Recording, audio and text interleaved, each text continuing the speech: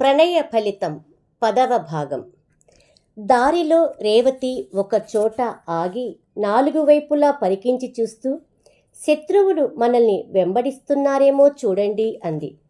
నీకా భయం అక్కరలేదు. ప్రతాపసింహునితో పాటు అతని గూఢాచారులందరినీ వీరగడంలో బంధించి వచ్చాము.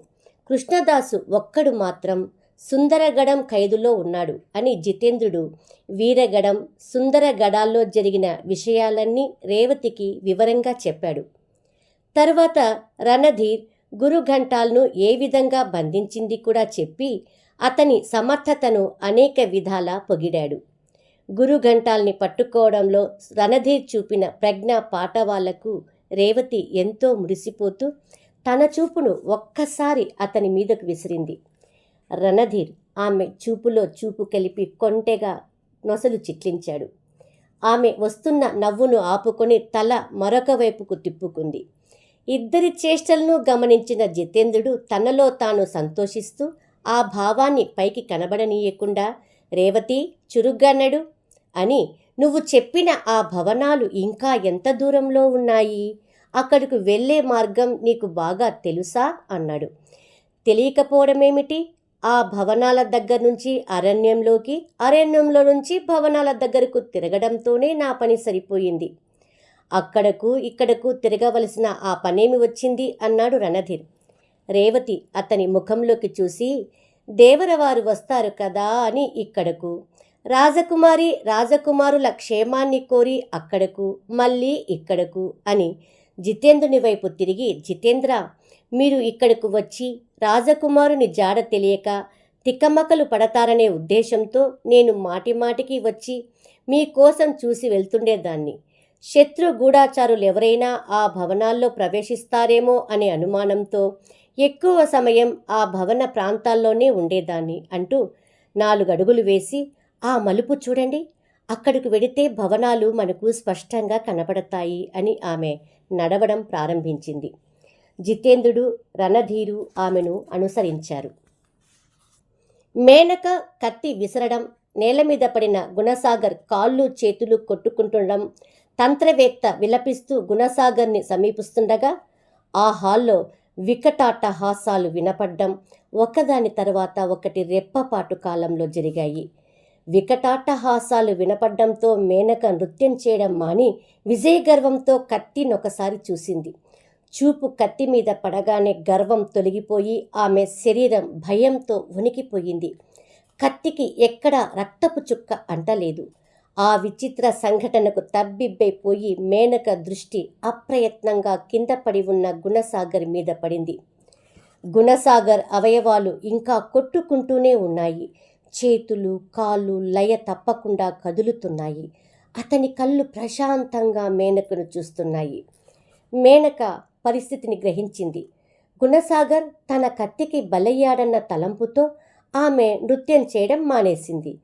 కానీ ఆమె అనుకున్నట్టు గుణసాగర్ మరణించలేదు.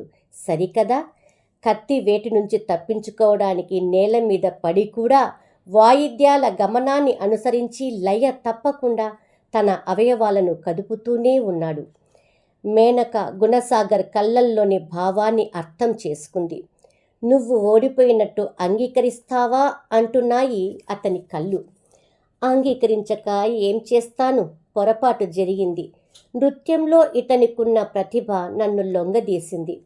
ఇతనితో సమాన స్థాయిలో ఉండడానికి నా మనసును నృత్యంలో లగ్నం చేయవలసిన పరిస్థితి ఏర్పడింది. ఆ సమయంలో కంఠానికి గురిపెట్టి కత్తి విసరడమే లక్ష్యంగా చూసుకున్నాను. కానీ ఇతను కత్తివేటి నుంచి తప్పించుకున్నట్టే గమనించలేకపోయాను.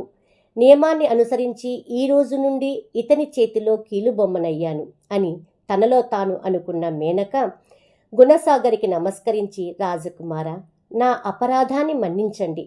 నేను చేసిన నేరానికి శిక్షగా ఇప్పటి నుంచి మీకు బానిసనయ్యాను. మీ ఆజ్ఞను శిరసా వహిస్తాను అంది. గుణసాగర్ లేచి నిలబడ్డాడు. అతను మేనకను సమీపించి, నువ్వు ఎవరు? ఎంతకాలం నుంచి ఉంటున్నావు? ఈ భవనానికి అధికారి ఎవరు అన్నాడు. రాజకుమారా, ఆ రహస్యం తెలుసుకోవడానికే మీతో వచ్చిన ఆ మహానుభావుడు తీవ్రంగా ప్రయత్నిస్తున్నాడు అని మేనక తంత్రవేత్తను చూస్తూ, అయ్యా, మీ మంత్రశక్తులేమీ ఇక్కడ పనిచేయవు. తాంత్రిక ప్రవేశంలో మంత్ర ప్రభావం సన్నగిల్లుతుందని మీకు తెలియదా అంది. అంతవరకు మేనక ముఖంలోకి రెప్ప వేయకుండా చూస్తూ మంత్రపఠనంలో లీనమై ఉన్న తంత్రవేత్త ఆమె అన్న మాటలు విని ఆశ్చర్యపోయాడు. అంతలోనే అతను ఆనందోత్సాహంతో నువ్వు నిజమే చెబుతున్నావా అన్నాడు. నన్ను జయించిన వారికి తప్ప ఇతరులకు సమాధానం చెప్పను అంది మేనక.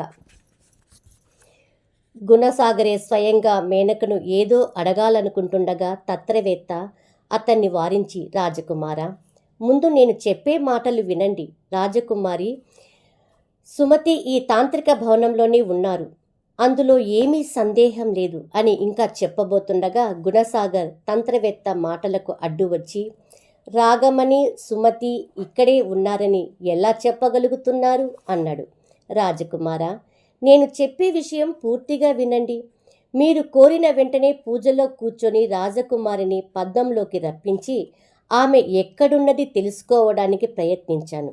కానీ ఎన్ని విధాల ప్రయత్నించినా ఆమె రూపం పద్మంలోకి రాలేదు. తర్వాత సుమతి కోసం చేసిన ప్రయత్నం ఫలించింది. ఆమె పండ్లు కోస్తుండగా పద్మంలో చూడగలిగాను. అయితే రెండవసారి ప్రయత్నించినప్పుడు సుమతి కూడా పద్మంలోకి రాకుండా పోయింది.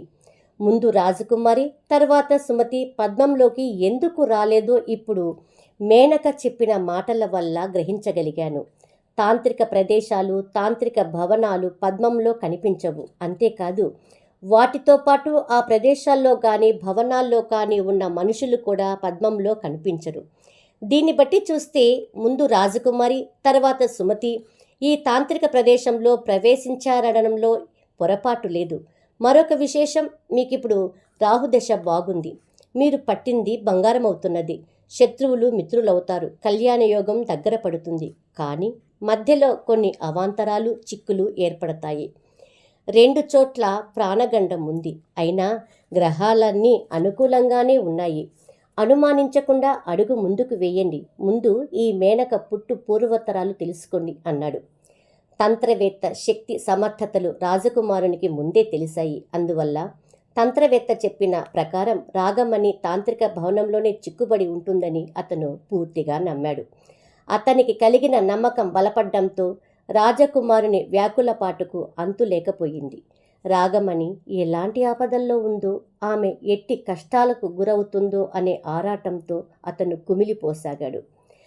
తంత్రవేత్త గుణసాగర్ పడుతున్న ఆవేదన గమనించి, రాజకుమారా, ఆలోచనలకు ఇది సమయం కాదు. అవకాశం ఉన్నంత వరకు మేనకనడిగి తెలుసుకోండి అన్నాడు. గుణసాగర్ దృష్టి మేనక మీదకు మళ్ళింది. మేనక, ఈ తాంత్రిక ప్రదేశంలోని రహస్యాలన్నీ దాచకుండా చెప్పు అన్నాడతను. రాజకుమారా, ఈ పుస్తకమే మీకు అన్ని రహస్యాలు చెబుతుంది. ఈ కత్తి మీ ఆత్మరక్షణకు, కార్య సాధనకు ఉపయోగపడుతుంది. అయితే ఈ రెండింటిలోనూ ఒక్కొక్క విశేషం ఉంది. పుస్తకం చదవడం మొదలు పెట్టాక పూర్తయ్యే వరకు విడిచిపెట్టకూడదు. పుస్తకం చదువుతుండగా ఇతరులు వినకూడదు. వెనక్కి తిప్పిన పుట ఇక చదవడానికి ఉపయోగించరు. అంటే మీరు పుట తిప్పగానే దానిలోని అక్షరాలు అదృశ్యమైపోతాయి.